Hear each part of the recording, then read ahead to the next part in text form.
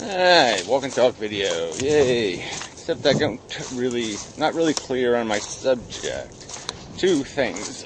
Laura Layla made a video about expectations. And expectations is a kind of an interesting word. Kind of applies to the word context. You know, but your expectations do change context. You know, how you're going to experience something kind of depends on what you're anticipating, what you're expecting, what you're hoping for, what you're blah, blah, blah. And I was thinking about the economy stuff, and I do want to make, economic videos. I mean, I'll do videos on specific subjects and title them that way again and all that stuff, I think. So I guess this one, I don't know if it'll be an economics video or not. That's the problem. This video might not be, well, let's just say it is. Alright, I'll get to the economics part. Yeah. Ugh. So that relates toward the modern mystic. He is sort of, he's clearly the structure of the system is broken, but it's not so clearly something bad has to happen, which is kind of weird, or something majorly. I don't know, it's just hard to pin him down. Well, it's hard to derive a context, in the explicit context. So, I haven't watched every one of his videos, so maybe I'm missing something where he said it quite clearly that these things are going to be inevitable and that this will happen. Something like that. But it's been a while since he's done that. And he's sort of modified his beliefs sometimes without saying it explicitly. Well, anyway, now I'm really getting talking around the subject. But yeah, there's so many things that are like expectations you have to build into economics. Like you have to have some guesstimate about what the future is going to be, and that'll decide how you behave. Now, if it would have been up to me, everything would have shut down years ago, because I would have said, oh, well, it's got to crash. There's no way you can maintain this level of bad debt existing and just pretend it doesn't exist. But they have been able to pretend it doesn't exist a lot longer than I thought they could and get away with it. And so, maybe there's more I'm not anticipating, I'm not seeing, so I don't have the expectation. And so, yeah, I have a different context that I'm looking at the world through. But the fact that I have been unreliable in my past predictions of doom, maybe anything I say in this video is going to be worse shit. The bottom line is that there seems to be this obvious problem where the number of people who hold the assets is decreasing, and the number of people who owe assets are increasing. So more people are in debt to fewer and fewer people. And the problem with that is that there's a point where people who have assets will not risk on people that have really no prospect of paying them back. Where there's no, the bankruptcy rate is so high, or something else, where you're going to lose it all, too. You're not going to just lose a portion of your risk capital, but you're going to lose all of it. I'm sure there's mega rich people that make deals, when they buy stock, that they get out first, with the market. That the worst they can do is lose 10% of the value of their investment, because they're guaranteed some sort of safe harbor from any kind of climactic circumstance. And that's the whole premise behind diversification, is that it provides you insurance against, a total loss. Some insurance. But, and realistically, pretty reliable insurance. Anyway, it's not exactly the point I wanted to make, but it just seems like there's this dynamic that exists. And that some debt, unresolvable debt, could certainly exist in an economy, because it would just be a piece of paper and it would just float around as a piece of surplus, and people would trade it, and all that would change is who explicitly is the owner of it. But I mean, it would just remain an asset paper. So there's two problems. First, there's why would rich people invest in bad economies? Like, why if you had $1 billion, why would you buy a U.S. bond? Because the money you pay for it with today will inevitably, just outright, obviously, be worth less. I mean, the money is more valuable than the money you'll be paid back 3 years from now. So if you bought a 3-year bond at 1.45% or whatever the horrific rate is, the money you're going to get back in 3 years is crap. You've lost to inflation more value than you invested. So you've guaranteed yourself to lose. You'd be better off just shoving the cash under your mattress than buying a U.S. bond. So why are they still being bought at these preposterously insipid interest rates? Well, it's a good question. Yeah, somebody obviously is being coerced to do it. Obviously, the bonds are being traded. Pressure to buy them is being created through artificial mechanisms. So they'll create demand for the bonds by creating some sort of fraud, some sort of system where, like, say, for example, the Freddie Mac and Fannie Mae government-owned stock, the government will give you bond credit for purchasing that bad paper. And so that creates pressure for bonds. Now you need bonds so you can give them to these people for a guaranteed FDIC insured investment opportunity, which is just a joke. But anyway, so that's where the pressure is coming from. It's some sort of gimmick. It's like the Chinese don't buy our bonds because they think they're a good deal. They buy them because they know they have to negotiate their trade agreements. They don't get anything if they don't give us something. And what they're giving us is $2 trillion of bad paper they bought, of our bonds. Some buying pressure. But anyway, there's no future pressure visible. Like I said, nobody would. You wouldn't waste your money by buying a dollar that has enough inflation built into it not to give you back anything, and you're not getting any interest.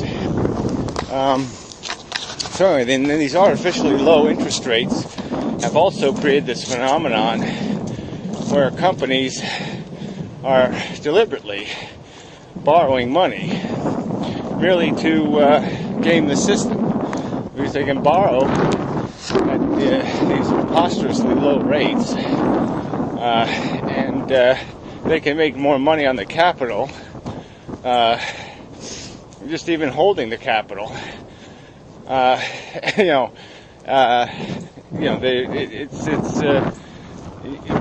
premium they have to pay to possess it is so minimal, and the money they'll pay back the bond with will be fake. If you borrow money now, if you borrow $100 today, and you only have to pay $2 in interest on it to hold it for a few years, the good news is you'll only be paying back in the future. You'll be paying back only $100 in inflated dollars. So if you have a company and you're getting price inflation built into your product, so you're getting the levelized price, the new economy price, you're getting $110 for your product, let's say, versus $100. You'll be making more money, and therefore you can pay the $100, which is only $90 in real dollars. So you're making $10 for just borrowing money. I mean, it's obviously, these things are evidence of a system that can't be sustained. they're completely backwards functionality. You're lending money at a loss to the lender and to a profit to the borrower. I mean that right there is just evidence of an economy that's in big trouble. And you got to say something's got to change. You can't just do this forever. It's like the same argument you can make about putting it on the credit card. I suppose people have lived that way, and I guess as long as they avoid bankruptcy, it works. Maybe it gets a little inefficient when they're starting to pay, huge interest rates. But let's assume they can keep their interest rates reasonable by refinancing, by constantly finding a new buyer for debt to give them a better rate. They could accumulate just out of proportion to any practical capacity at all. So, this is a good test of this camera. This is the best wind camera I have. It is really blowing. So what's going to duplicate the run on the bank scenario? It's the run on the debt. So the sun is try over here still. So what's going to create the run on the bank? When is this debt going to be forced to realize itself, to cascade and turn all these assets people are holding into what they really are, which is useless, unpayable promises. There's no savings and loan catastrophe where everybody shows up at the bank and says, "Give me mine." It's not going to happen from the common man. It has to do with the rich and when they run away.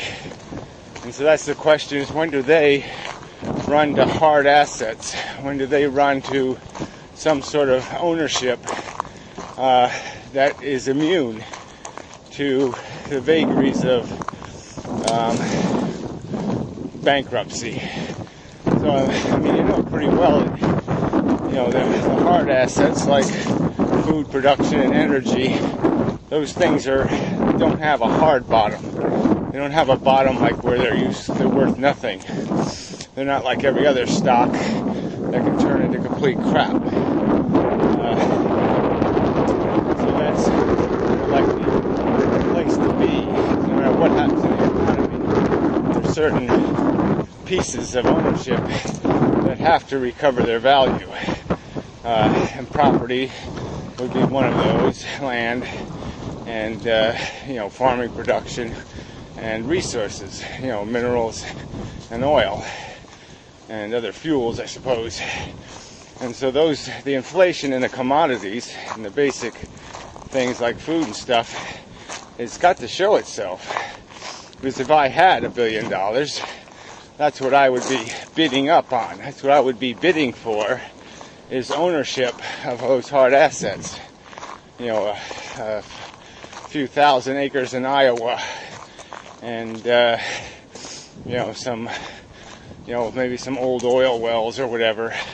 They might be a little overpriced still, but that's the kind of thing you'd be looking at and saying, what will keep its value even in a desperate economy, and not have a liability. The only thing you'd have to avoid is buying land like in places like this where it could be taxed, because then you could be just taxed out of your ownership by, desperate communities who can't find money anywhere.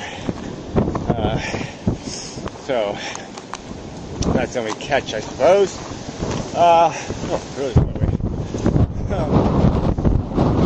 So anyway, I said inflation is inevitable, partly because of the fact that the commodities are going to be bought, and secondly, because the money itself is going to have to start. It's going to have to start replacing bonds with cash. eventually you're going to have to print cash to pay all these bonds when they come due, because you're not going to have enough revenue coming in. And as soon as that happens, no one's going to want to invest in anything. Even the stock market will be a loser, because even if it maintained its value over a 3-year period and stayed at 12,000 or some other dopey number, that would be essentially losing money, a lot of money, if inflation goes high enough. And it just gets more and more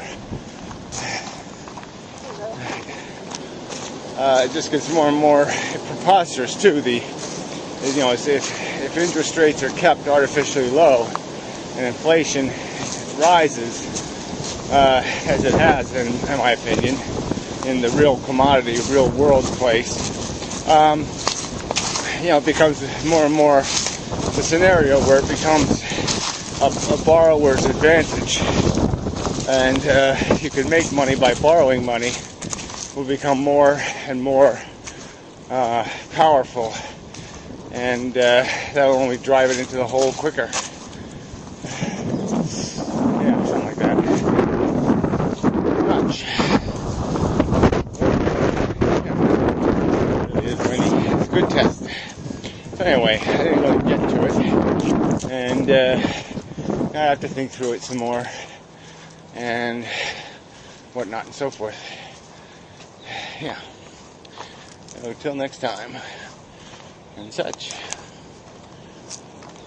Alright, walking home, so I put a little ad on, whatever. I was just thinking about the Knights of the Round Table. I was thinking about the idea of a round table and what that represents in terms of equality and balance and all those kind of good words. But there was a king, right? It was King Arthur and the Knights of the Round Table. So I wonder if he sat at the round table. But anyway, just a table without a head and a tail. But it's just kind of funny when you think about with a successful life and being somebody who has, let's say, a table where people sit at it, and it's their table. They're at the head of the table. And someone might say, well, that's being a winner. And if one of the peasants, the people sitting at the table, then you're not so much of a success. And it's like that in the economy. There's the people that are controlling the table, deciding what's going to be served for dinner at the table, and there's the people who just have to watch their P's and Q's and not get out of place or speak out of turn, disrupt the flow, the conduct of the tabling. Anyway, so to apply that to the economy, and the problem is we've turned people into something. The question is are they going to be willing to be what we've turned them into, which is essentially slaves to wage slaves to a rental contract.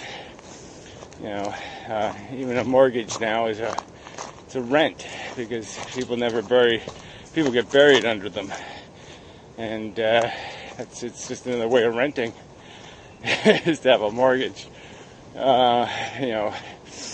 Mortgage to not own. But anyway, and how do I want to make this applicable? But yeah, what's going to have value to the people holding the capital is the question. I mean, we can understand what has value to us as consumers. We want the niceties of existence, the camera, and an internet to put a video on, and a roof of some kind, and some heat and food and basic stuff, and maybe some fancy clothes and a neat little hat, and we're in business. And so we know what to invest in, and it's this basic stuff. But if we had surplus, what would we do with it? And that's what the rich, as they consolidate more and more money, they can't really spend it realistically on themselves. There's a point where they sort of exhaust that potential, and it just becomes a waste that they don't even want, because it's like, owning a mansion and a yacht. Well, the truth is, it gets kind of expensive. You not only have to purchase these things, but you have to maintain these things. And you have monthly bills, and they sort of don't earn their keep after a while. And, what point do I want to make on that? But the point is, what are they going to do with their surplus? They're not going to, like us, if we had the surplus, if we own the IOUs, we know, we'd be relieved of our debt. And so we wouldn't be paying that interest payment every month. And so we would have that much more income, 30% more value for our work, or 40, or 80. I mean, if you really add it up, the rich men are very expensive. The worst kind of welfare, the welfare we pay to the rich, in indulging their preposterous extravagance. But yeah, who's going to invest in us when we don't have money? When we're so poor and we're just working to pay off the bills? Who's going to have any incentive to create supply for our demand when our demand's going to be tied to insufficient funds all the time? We're never going to be able to afford to pay for it. So I guess getting back to it, the old analogy of an individual with credit card debt. That's what we have as a civilization. We have borrowed from the rich. We've indulged the rich. We've protected the rich. They've gotten richer and richer. And now 3% of the people own 97% or whatever of the IOUs. They own the world, essentially. They own all this debt, or a big piece of it, 80% of it, whatever. And so I like the credit card thing. So now you're stuck with this huge debt. You've borrowed money to live. You've made the rich richer by doing that. And but the point is you can't pay the bill. And how is that going to be realized? Are the rich going to realize it and stop lending you money? Are you going to just realize it and say, I'm bankrupt, I can't pay the interest rates anymore, even if they're low? I can't pay them. It doesn't matter how low they are. I can't pay the principal, let alone the interest. Not me personally, I'm metaphoring. I never believed in debt.